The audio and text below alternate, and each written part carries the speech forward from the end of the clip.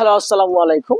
আজকে আমি আসলাম খুবই গুরুত্বপূর্ণ একটা বিষয় নিয়ে আলোচনা করার জন্য। সেটা হচ্ছে আমরা যখন কাউকে কোনো কিছু বোঝাতে চাই যে কোনো কিছু আমাকে বাধ্য হয়ে করতে হয়, যেটা আমার করার ইচ্ছা নেই, হ্যাঁ, কোনো উপায় নেই, না করে কোনো উপায় নেই, অথবা বাধ্য হয়ে করা। যেমন আমরা বলি আমি স্কুলে না গিয়ে পারি না, না হলে আমার বাবা আমাকে পিটাবে, আমি না পড়ে পারি না, আমি না খেয়ে পারি না, আমার বউকে আমি ভালোবাসতে চাই না, তাকে আমার পছন্দ না, কিন্তু সে আমাকে বাধ্য করে, এই তোকে ভালোবাসতেই হবে।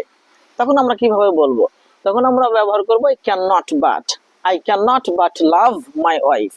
আমি আমার বউকে না ভালোবেসে পারি না। I can not but it, আমি না খেয়ে পারি না। I can not but read, আমি না পড়ে পারি না। আই ক্যান নট বাট লাভ, আমি না ভালোবেসে পারি না। I can not but go to school, আমি স্কুলে না গিয়ে পারি না।